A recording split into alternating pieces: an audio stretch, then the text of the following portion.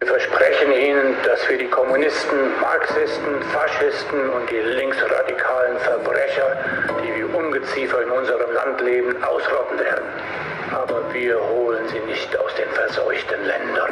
Ich weiß nicht, ob man sie Menschen nennen kann. In einigen Fällen sind es meiner Meinung nach keine Menschen, sondern Tiere. Sie vergiften das Blut unseres Landes. Wir werden die größte Abschiebeaktion durchführen. Wenn ich nicht gewählt werde, wird es ein Blutbad geben. Ich bin eure Vergeltung. Ich möchte nur einen Tag lang Diktator sein.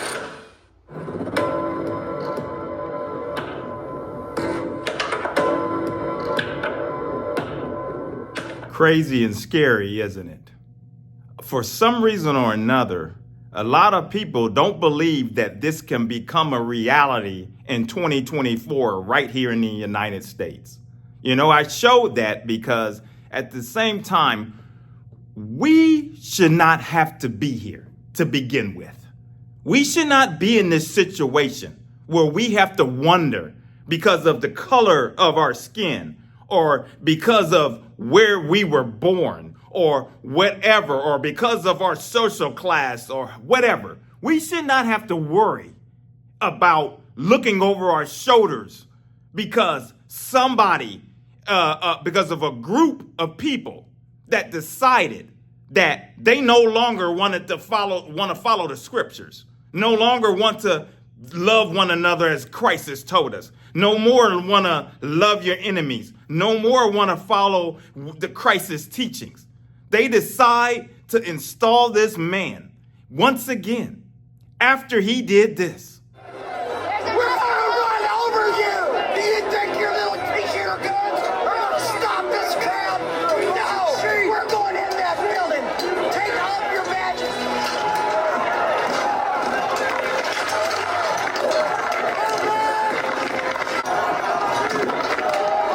Get out of here! This is our house! The momentum had shifted at that point, and I was getting pinned against the door frame, rather. They grabbed at the gas mask I was wearing the front of it and started pushing and pulling hard as if punching me in the face.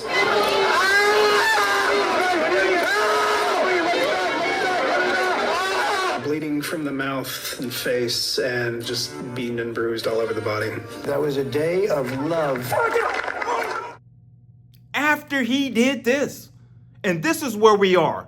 So on this video, I'm going to show you why J.D. Vance is more dangerous and why they picked him and why he's more dangerous and why the church and evangelicals that did this, that they're responsible for this. And if these people get into power, you know, Lord have mercy on the ones that decided to put things in place to make this happen. And evangelicals have played a strong role. I pray that it does not happen, but you know, we have to be prepared. We know that the Lord is still in control regardless of what goes on. But a whole lot of people, as I said in the previous message, nobody should be looking over their back from someone that claims to be a Christian and have to fear for their life and have to fear for whatever because of somebody that claims to be a Christian decide that they want to tell you how to live your life and how to make decisions in your life because they no longer want to follow Christ's teachings. So they've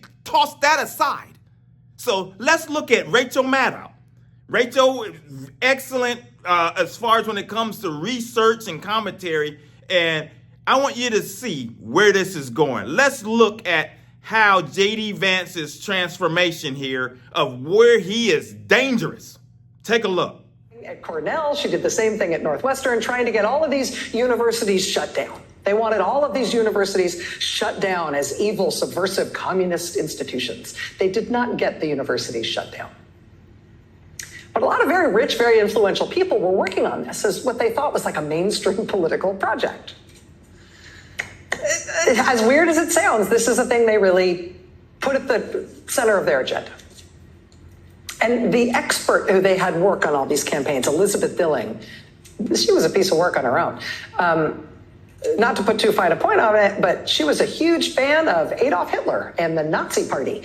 Before we got into World War II, the Nazis in Germany actually paid her expenses for her to repeatedly visit Germany and then go back to the US and praise the Nazi Party and Hitler's leadership. The German press had a nickname for Elizabeth Dilling. They called her the female Führer. She wrote a whole series of wildly anti-Semitic books about how Jews were secretly plotting to destroy the world and everybody needed to rise up against the Jews. Elizabeth Dilling was really something. She was put on trial for sedition in 1944. When the trial dragged on for months, the judge actually allowed her to take breaks from attending the trial every day so she could go back to her day job and pay her bills. Her day job was helping organize political rallies for the America First Party, where her specific job was leading the crowd in anti-Semitic songs, which she wrote herself. Elizabeth Dilling was bananas. But this crusade to shut down the universities, to expose universities of subversive institutions that have to be shut down if we're going to save America.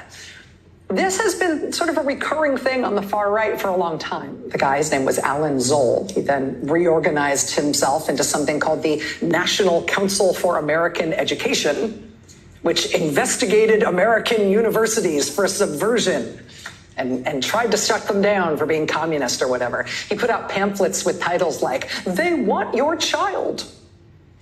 Alan Zoll also somewhat famously testified in Congress that Felix Frankfurter shouldn't be approved as a Supreme Court justice, specifically because he was Jewish. He said that was the grounds on which he thought that he shouldn't be confirmed. They should, right?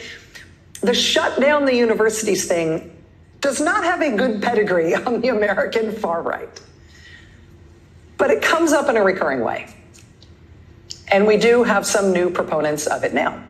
I think if any of us want to do the things that we want to do for our country and for the people who live in it, we have to honestly and aggressively attack the universities in this country. Ladies and gentlemen, the universities do not pursue knowledge and truth. They pursue deceit and lies, and it's time to be honest about that fact. Of course, I imagine that I don't have to convince any of you that this is preposterous, that the universities in our country are fundamentally corrupt and dedicated to deceit and lies.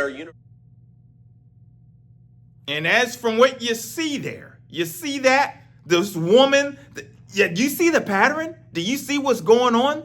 This fascist type stuff. And then as you see J.D. Vance talking about the universities, well, we're going to talk about somebody next here that he supports, where his thinking is, why that they picked him as a VP. Because this is the agenda.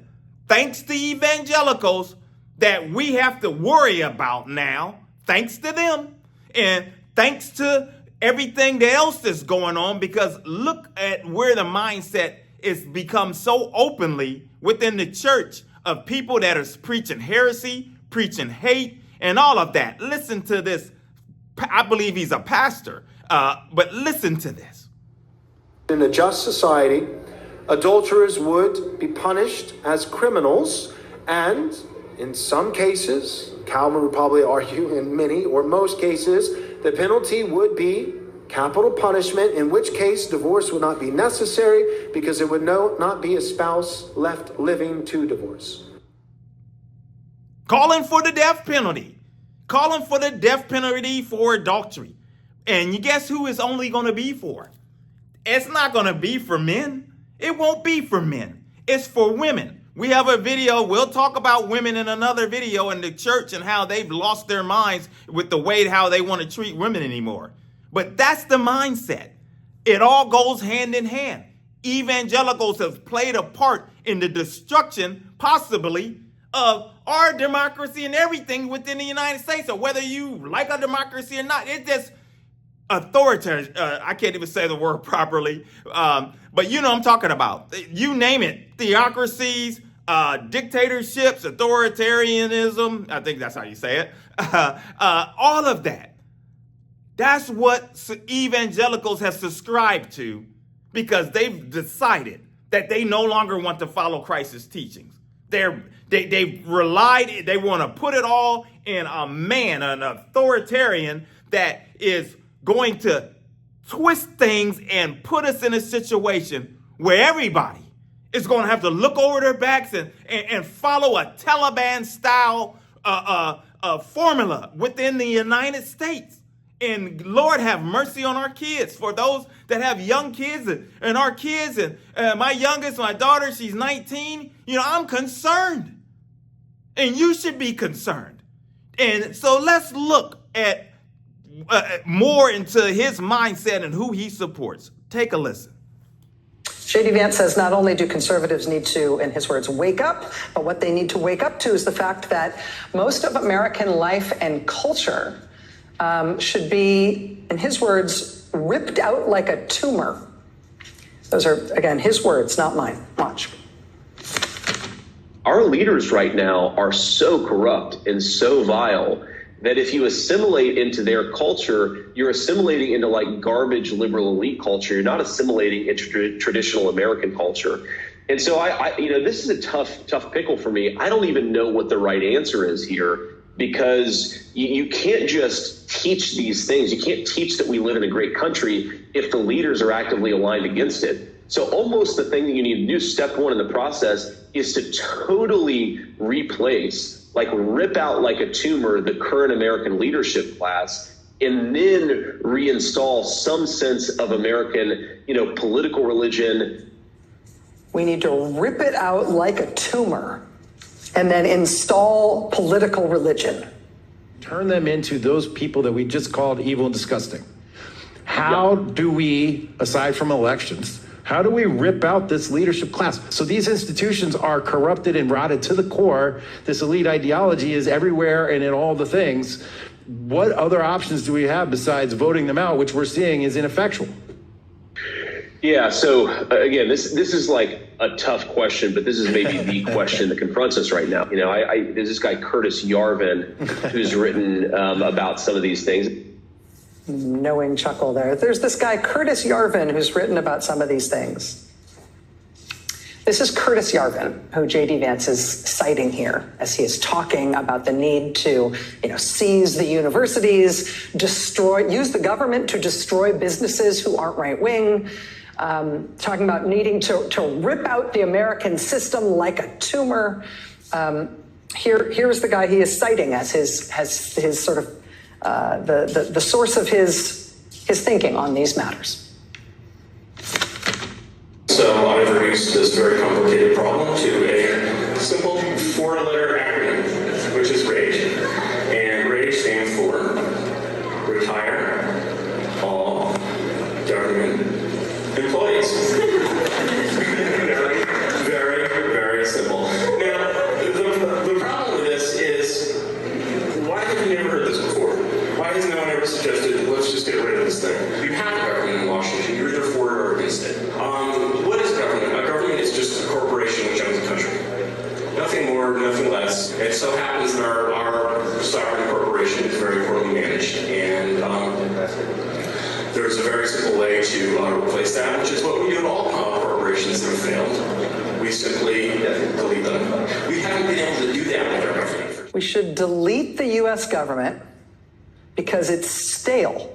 It has been around for too long. We haven't been able to do that, meaning delete our government for 200 years, so it's gotten a bit stale. It's been around too long. So what would that entail, deleting the U.S. government?